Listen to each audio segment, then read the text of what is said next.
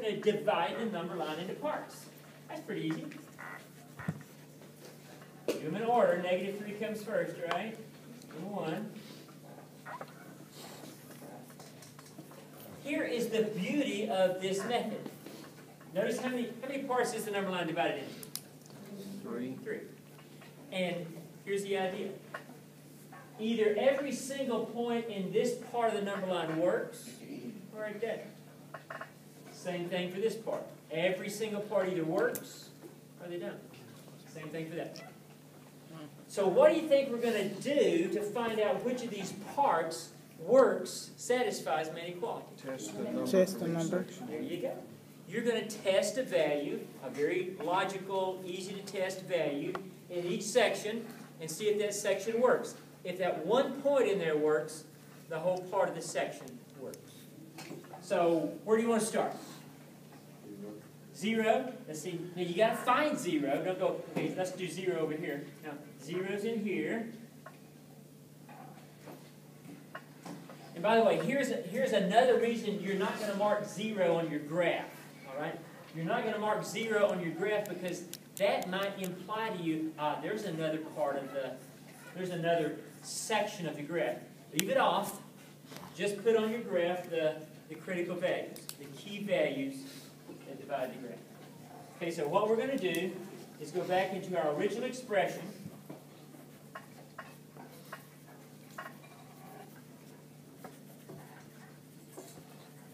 Substitute 0 for x and see if I get a true statement. If I get a true statement, that section works. If I get a false statement, that section is excluded from my solution set. So x is 0, right? So 0 squared, that's 0. Plus 2 times 0, that's 0. That's 0 minus 3. Question is that greater than 0? No. Negative. I'm sorry, what? The very original? The one right before that one? Yes, you sure could have. I'm just doing it this way because this will tell me if it's positive or negative. Greater than 0, less than 0. So a negative number is greater than 0? I don't think so. Which tells me that this section is not part of my solution set. You don't have to X it out, but I'm Xing it out just to visually demonstrate. Doesn't work. What else do you want to try? 2, okay? 2 is obviously in this section. Let's try 2.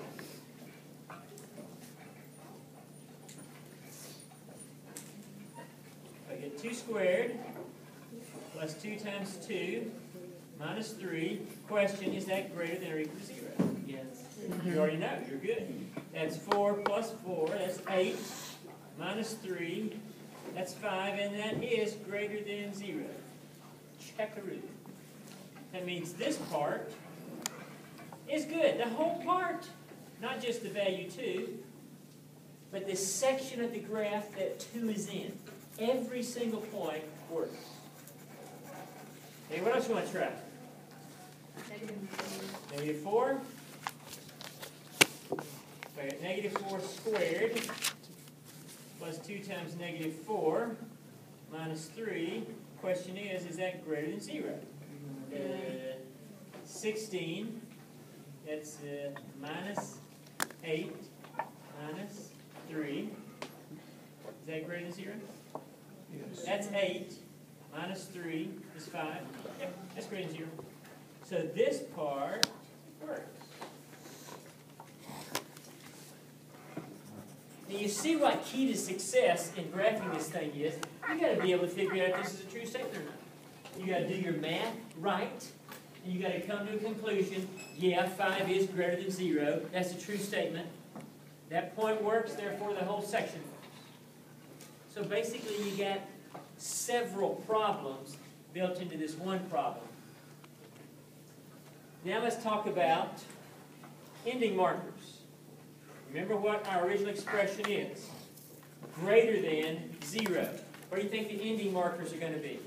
Parentheses. Parentheses. Since there's no greater than or equal to, remember that concept? Since there's no greater than or equal to, we won't have brackets, we'll have parentheses. Just greater than, just less than, parentheses. Hey, there's my solution set right there.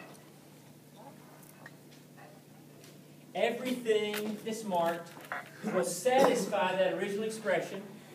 Everything that's not marked will not satisfy. Will give you a false statement. Okay?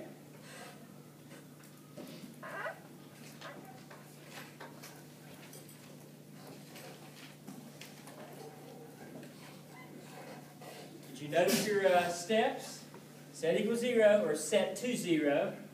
Factor. Set each factor equals 0 and solve. Those are your critical values. Mark your number line. Those are your sections. Test something in each section. See if it works. See if it doesn't. And you might have observed also kind of a, it's not ironclad, but it's a pretty general rule. Works, doesn't, works. Right? Sections tend to alternate whether they work or not. Don't bank on that universally, but it's a pretty good working rule.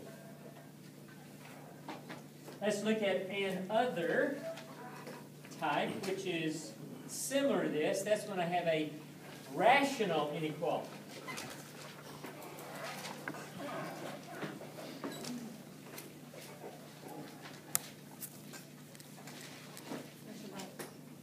Well, we have to write it with the union, Okay, let's do that. do you want to? Yeah, we ought to be able to do that. So let's do the interval expression for this guy. What would it be? How would it start? Negative infinity. What do I got here? Parentheses. Parentheses, right? Union with One. yeah, that's it. That's how it would be written in interval fashion. You ever do that? Interval fashion?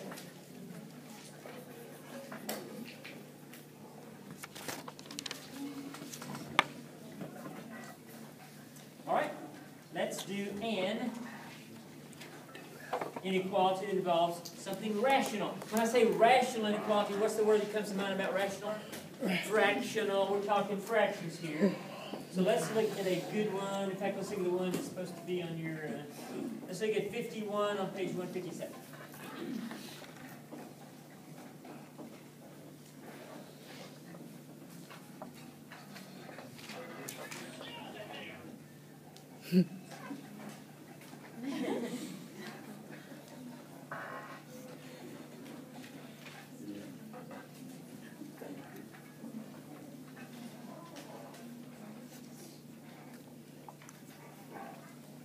You see what we got, ladies and gentlemen. We don't just have polynomials, we have polynomials over polynomials. Good news, though. The steps. 1, set to 0. It's already done. Thank you very much. Number 2 is what? Factor. Yeah, I got to factor the numerator and the denominator. Here we go. How am I going to factor the numerator? X times X plus 2. Times what? X plus 2. Y'all see that? And what do you call that in general in the denominator? Hell, I don't know. Difference of two squares. Okay, has a factor. It's minus 3 and plus 3. You know how to factor, you just don't know what to call. So step number 2, factor, done. What's step number 3? It would. Set each factor equals 0 and solve. Same steps. How many factors do I have? 4.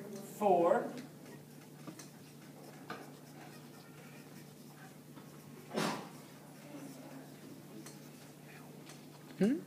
So either x equals, I'm sorry, it's x.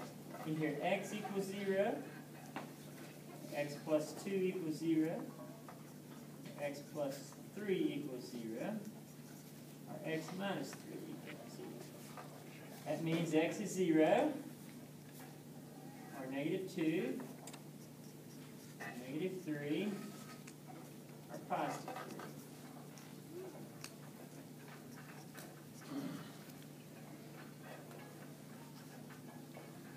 Check it out, ladies and gentlemen. I've got 4 critical values, which means I have how many pieces to my number line to consider? 4. How many? 5. You don't know until you draw it, but let's see what it looks like. Do it in order. -3 first. -2. 0. And 3.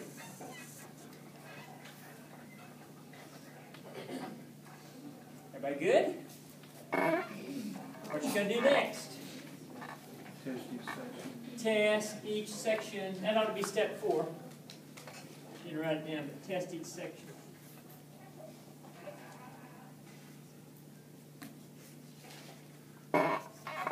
Critical values, -3 and -2, 0 and 3. Test the section. Hey, what do you want to test? 1. Okay, where is 1? Right here? And that's over here. Gotta get it right. So I'm testing the right place.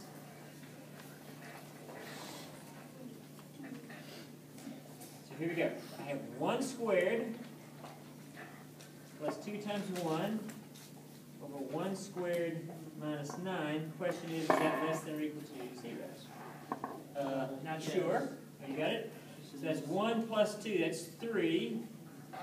1 minus 9 over -8. Is that less than or equal to 0? Yes. Yeah, that's a negative number, isn't it? All you're really determining is the thing on the left negative or is it positive? You don't have to figure out the exact number. Is it negative or is it positive? That'll tell you whether it's less than or equal to 0 or greater than 0. It's negative, it's less than or equal to 0. That checks. So the section we just checked is part of the solution.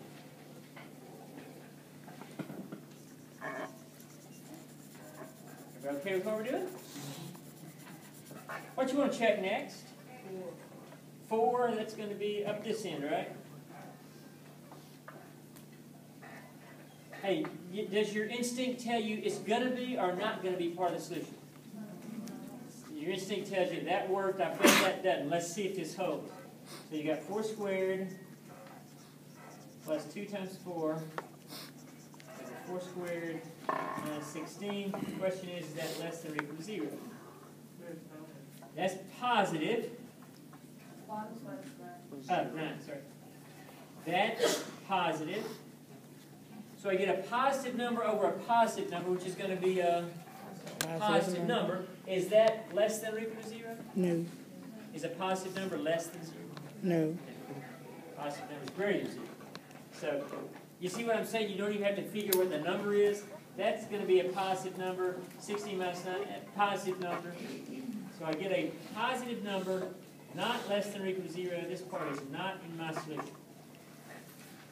What else you want to try? -1. Instinct says, I bet it didn't work either. So -1 squared. -1 squared. Question is that less than or equal to 0? So what we get? That's 1 minus 2 over 1 minus 9. That's -1 over -8. What kind of number is that? Positive. Is that less than or equal to 0? No. No. It's a positive number is not less than or equal to 0. That doesn't work.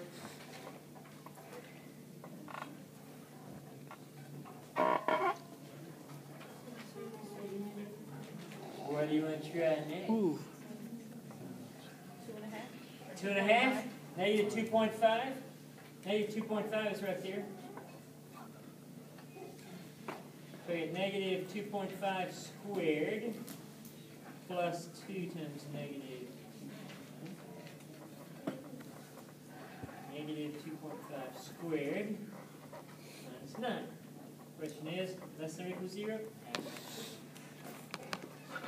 Glad you got your calculator. That's 6.25. That's minus 5. That's 6.25 minus None.